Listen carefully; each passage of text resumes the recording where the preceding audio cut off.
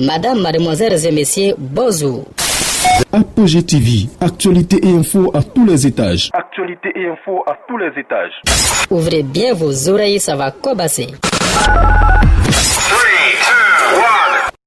Bonjour et bienvenue à tous, j'espère que vous allez super bien. Je suis très heureux de vous retrouver dans cette vidéo décryptage. On va parler de la politique ivoirienne qui s'est très enrichie ces derniers jours avec le troisième mandat d'Alassane Ouattara. Au début de la contestation de la candidature du président du RHTP, la plupart des observateurs s'interrogeaient sur la stratégie de combat de l'opposition. Aujourd'hui, vu les derniers événements, ces interrogations se justifient. Restez avec nous, on en parle dans cette vidéo dans quelques secondes.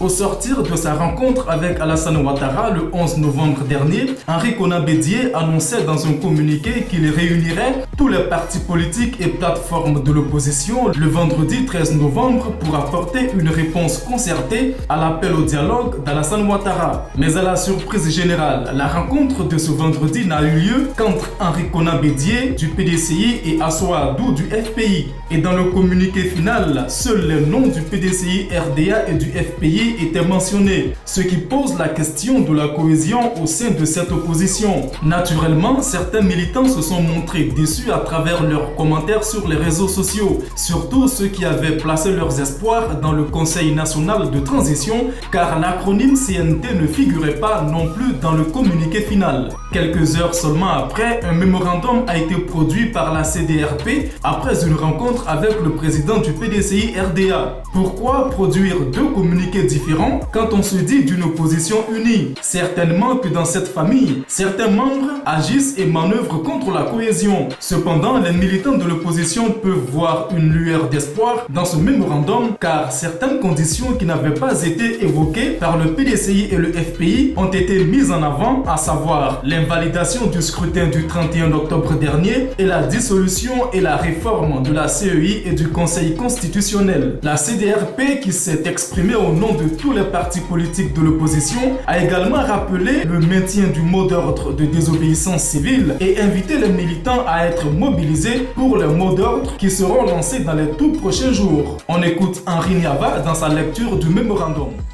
Il s'agit du strict respect des dispositions de la Constitution de 2016. Il s'agit par ailleurs de notre exigence de voir invalider le scrutin du 31 octobre 2020. Il s'agit ensuite de la reprise des discussions sur la CEI et l'impérieuse nécessité de réformer cet organe.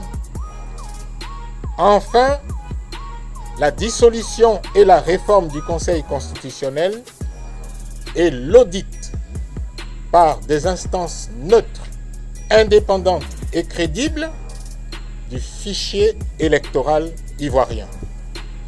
La CDRP, consciente de ses responsabilités historiques, informe ses militants et sympathisants qu'elle a pris la décision de maintenir le mot d'ordre de désobéissance civile dans le respect de la non-violence et de la paix. Elle appelle tous ses militants à rester mobilisés et à attendre les mots d'ordre que nous allons passer très bientôt. Fait à Abidjan le 13 novembre 2020, la CDRP.